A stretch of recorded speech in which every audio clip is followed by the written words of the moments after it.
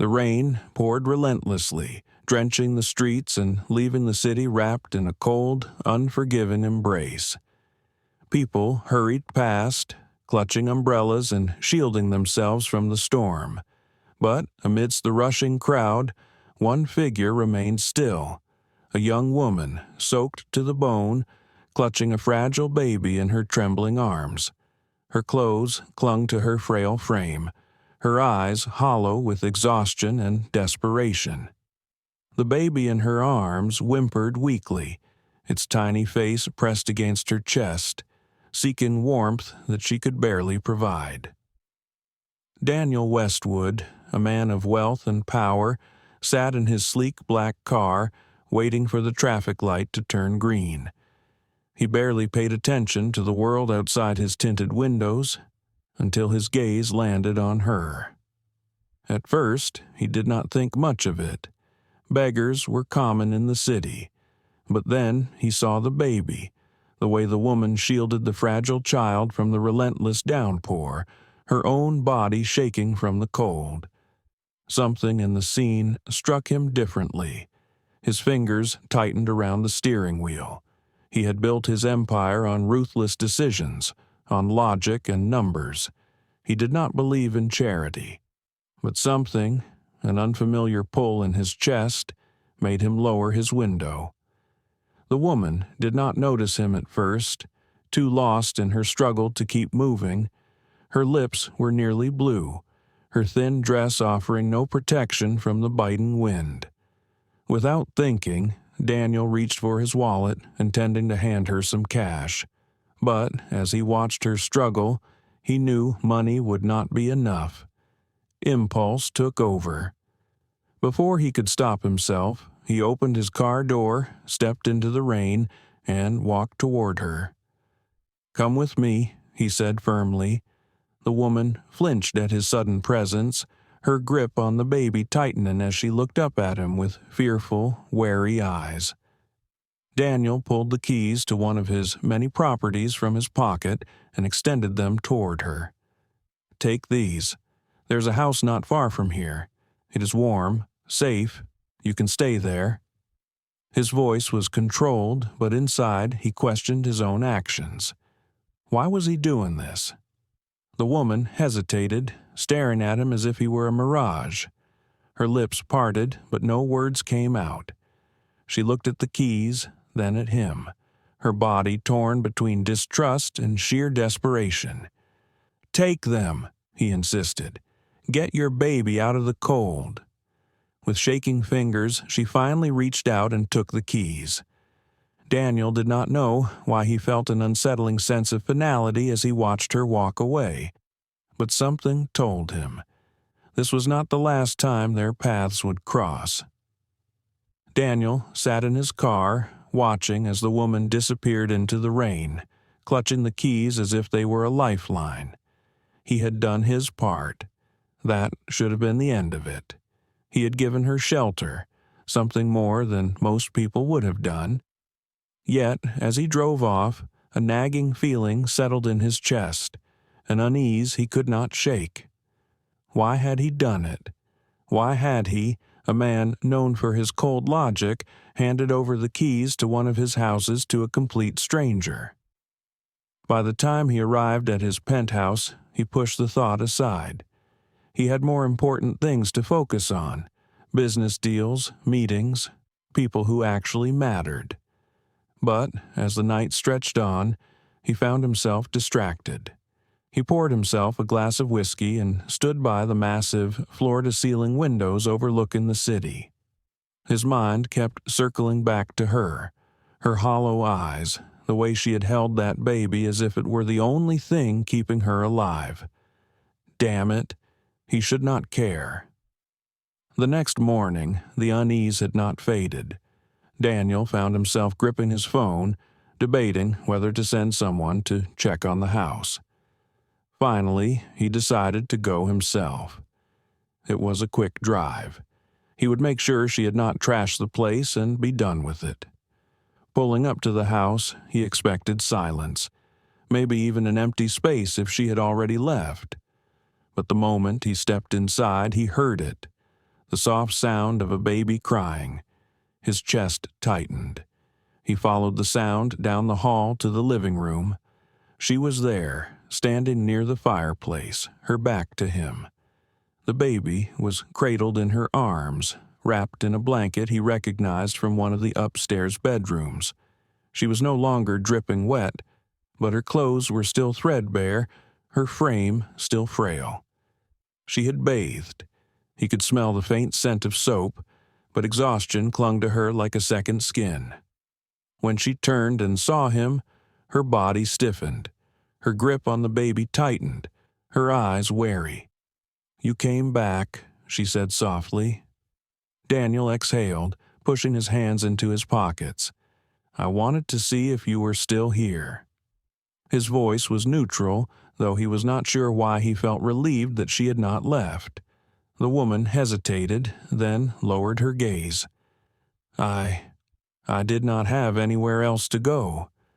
Her words were simple, but they carried a weight that made Daniel's throat tighten. "Have you eaten?" The question came out before he could stop himself. She blinked at him, surprised. Then, after a long pause, she shook her head. Daniel clenched his jaw. Without another word, he turned and walked toward the kitchen. He had come here to check on the house, to make sure she was not taking advantage of him. Instead, he found himself rummaging through cabinets, searching for something she could eat. He did not know why, but he knew one thing. This was not over. The silence in the kitchen was almost suffocating. Daniel moved with precision, heating up a can of soup he found in the pantry. He did not cook. He had chefs for that, but at least this was something. As he poured the steaming liquid into a bowl, he glanced toward the doorway. She stood there hesitantly, watching him with cautious eyes, as if struggling to decide whether to trust him or run. He placed the bowl on the table and gestured toward it. "Eat." She hesitated for only a moment before slowly walking forward. She sat down and picked up the spoon, her movements careful, as if she feared the moment might be ripped away from her. The baby, now nestled in a blanket beside her, had stopped crying, finally at peace. Daniel leaned against the counter, arms crossed, watching as she took her first bite. He saw the way her fingers trembled around the spoon, the way she swallowed quickly, as if she had not eaten in days. "You have a name?" he asked, his voice even. She stopped mid-bite, her gaze flickering up to meet his. There was hesitation before she spoke. "Evelyn." Her voice was soft, barely above a whisper. Daniel nodded. "And the baby?"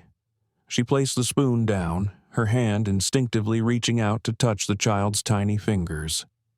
"Liam," she murmured. A flicker of emotion crossed her face. Pain, sadness, something deeper that she quickly masked. Daniel took in the sight before him.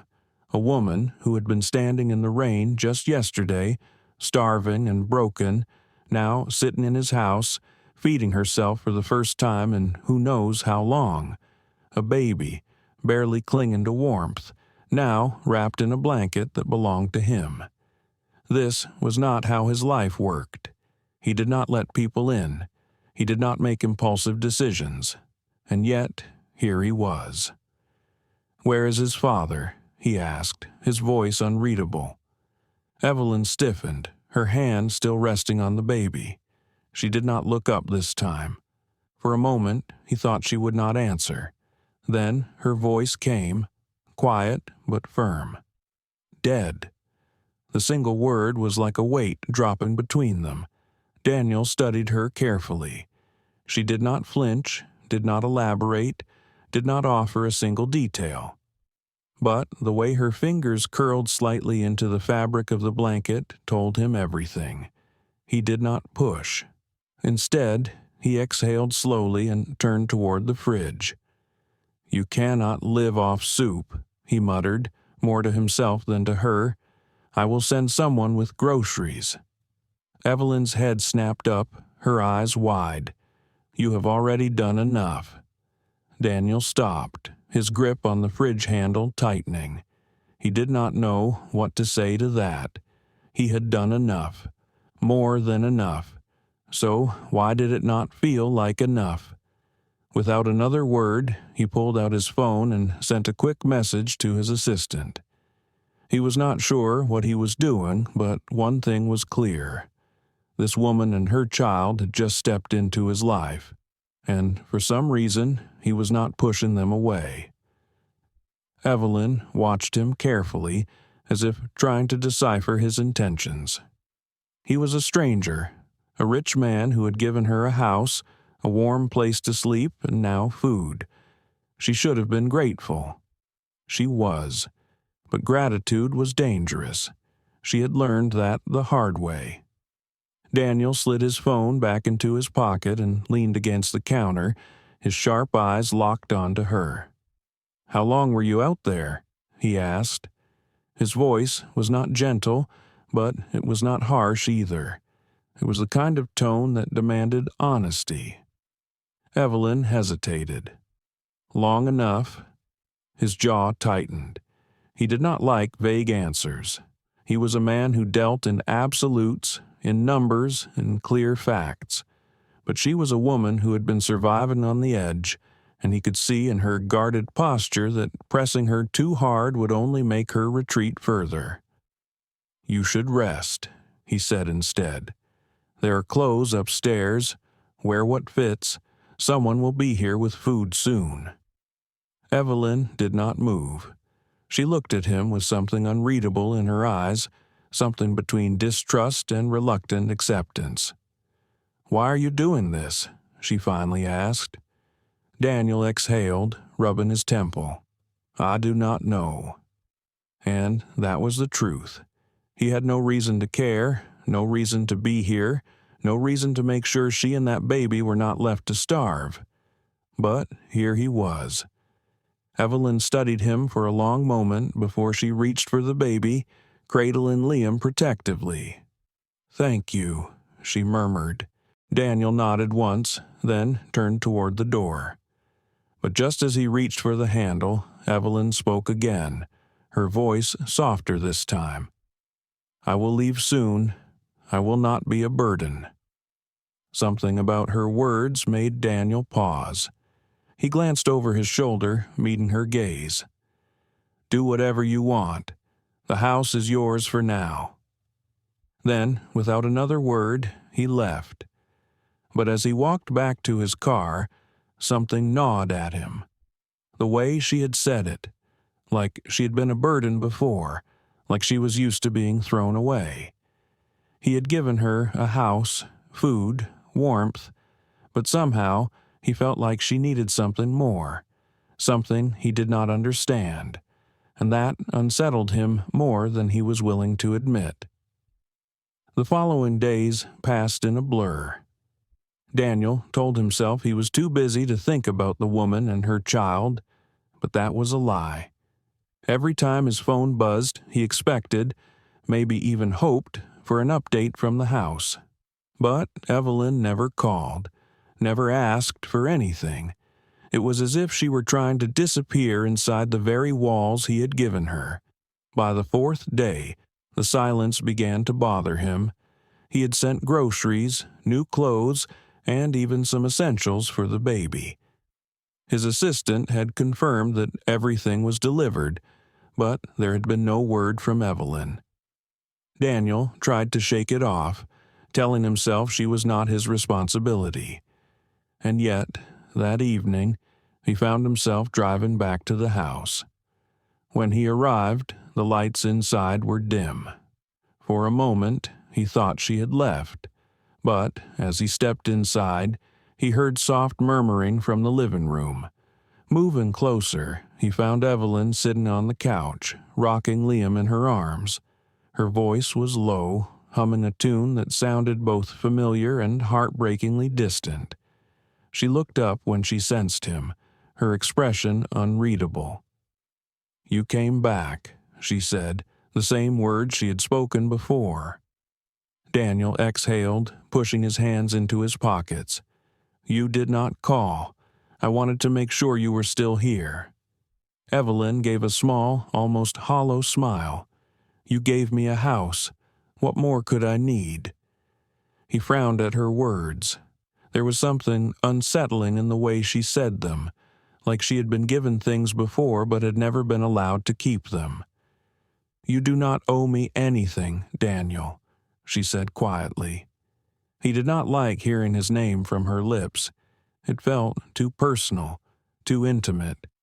He was not a man who let people in, and yet she had somehow forced her way into his thoughts without even trying.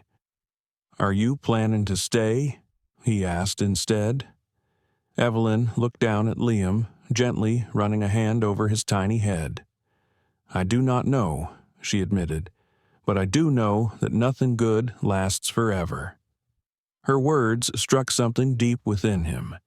He did not know what this woman had been through, but he recognized the look in her eyes, the quiet acceptance of someone who had lost everything before and expected to lose again. Daniel had been the same once.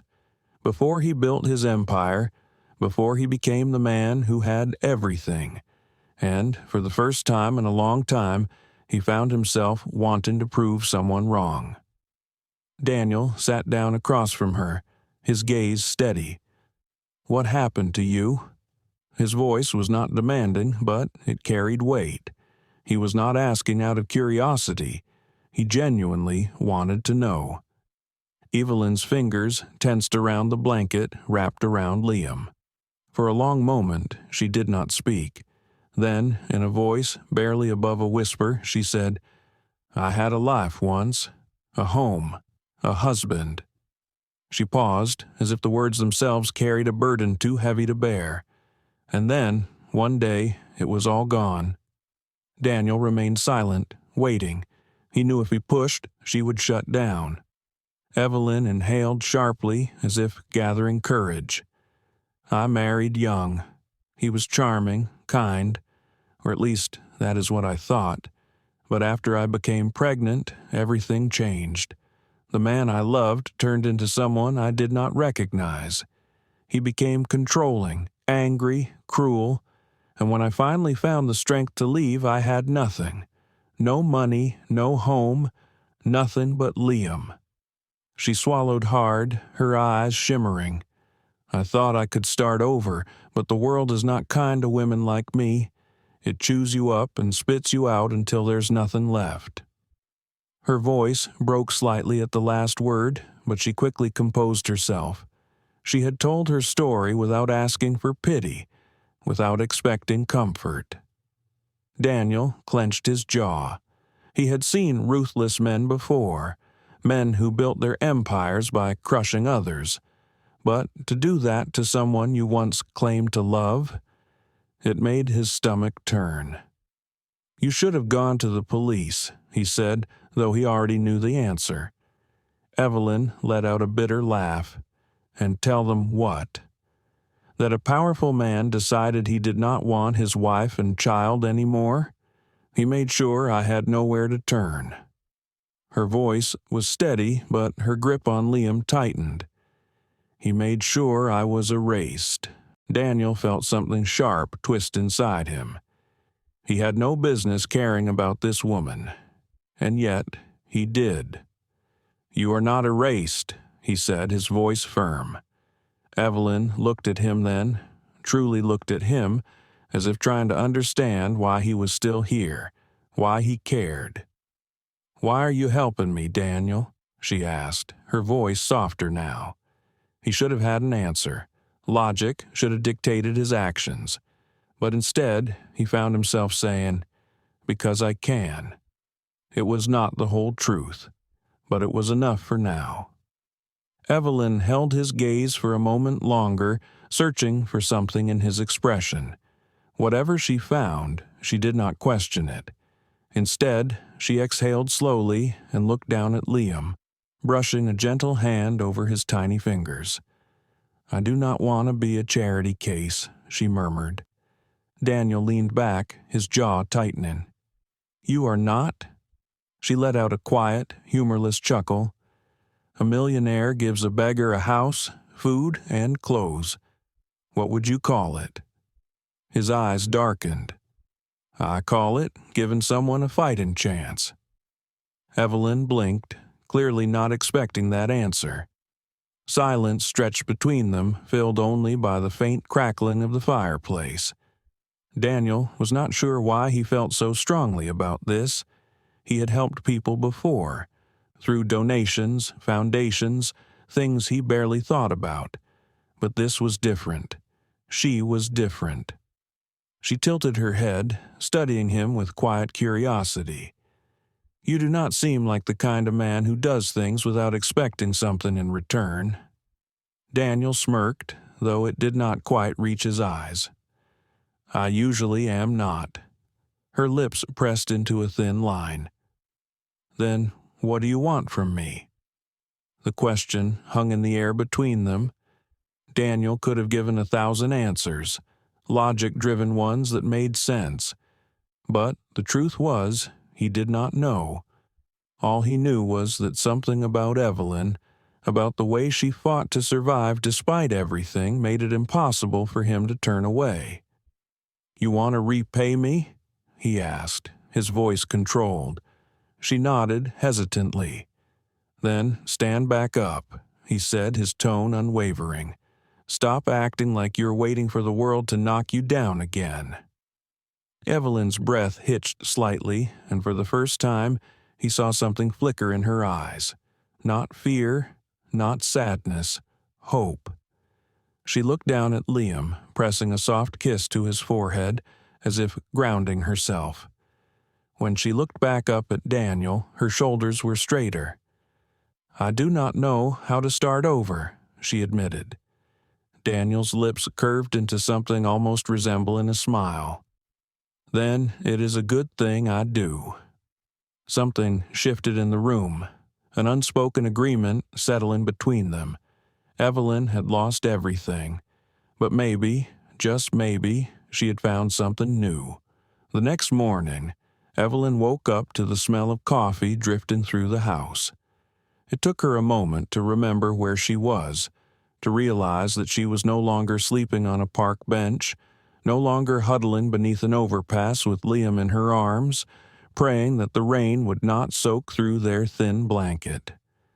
She sat up slowly, careful not to wake the baby still curled against her. The room was warm, the sheets softer than anything she had felt in years. It felt unnatural, like something borrowed, something temporary. Evelyn swung her legs over the side of the bed and exhaled, steadying herself before standing. She was not used to this kind of comfort. It felt dangerous. As she made her way downstairs, the scent of coffee grew stronger. She found Daniel in the kitchen, standing near the counter, scrolling through his phone.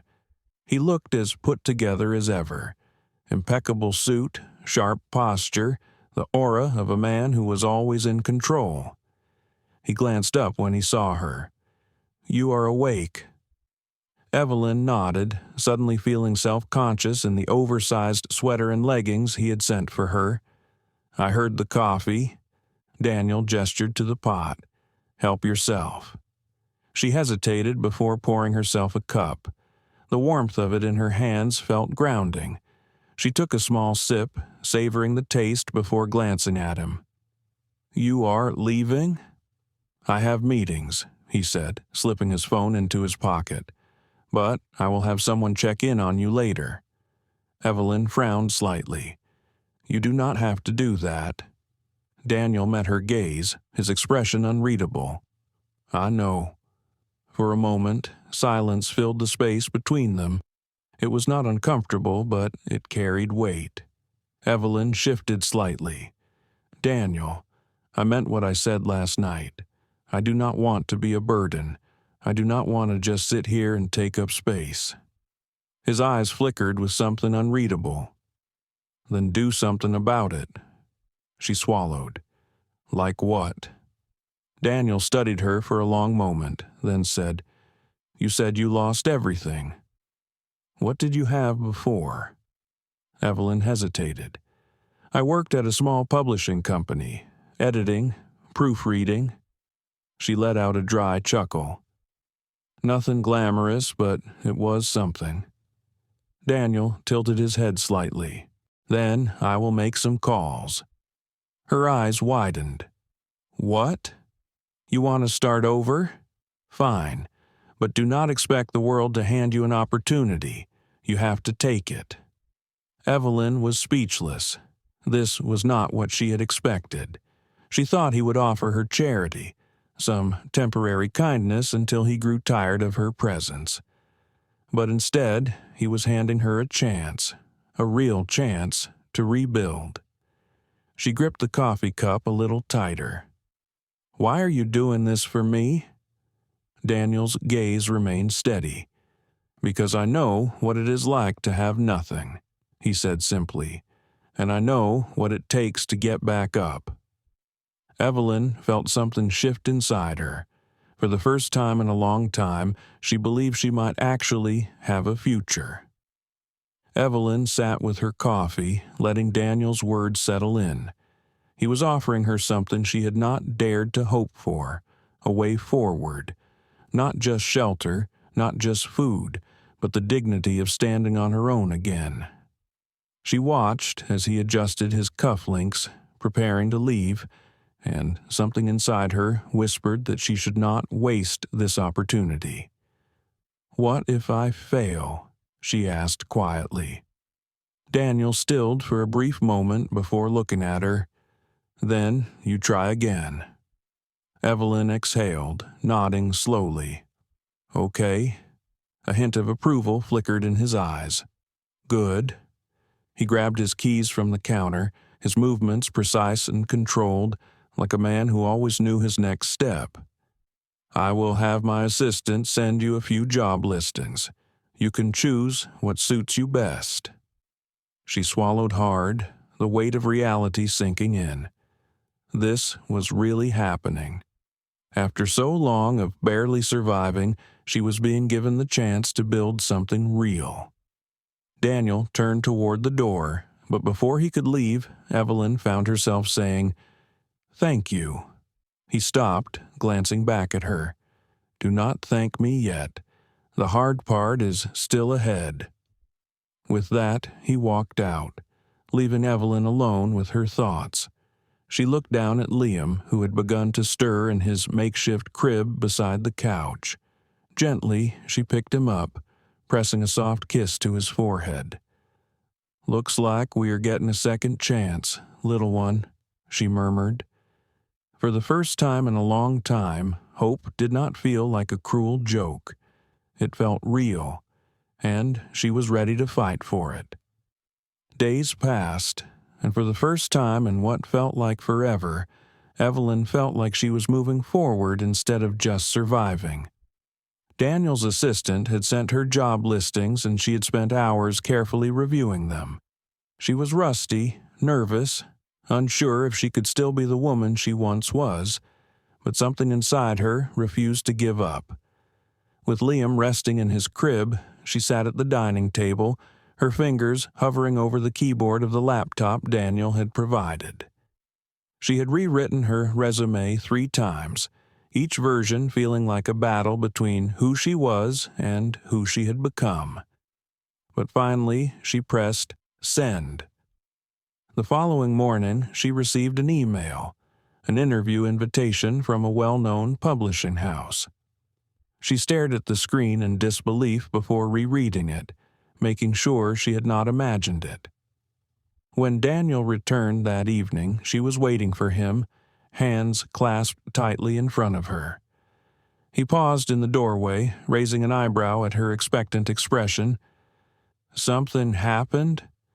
"I got an interview," she blurted out. His lips twitched, almost into a smile. "That was fast." Evelyn nodded, her excitement tinged with anxiety.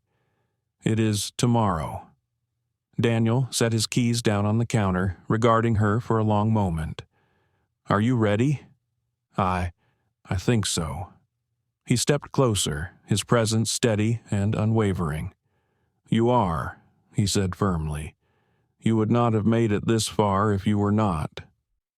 Evelyn felt something tighten in her chest. He believed in her, even when she struggled to believe in herself. The next morning, she dressed in the professional outfit Daniel's assistant had sent over and stood in front of the mirror, staring at her reflection.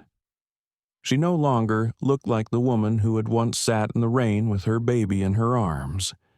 She looked like someone who was ready to fight for her future. As she walked toward the door, ready to leave for her interview, she found Daniel waiting by the entrance.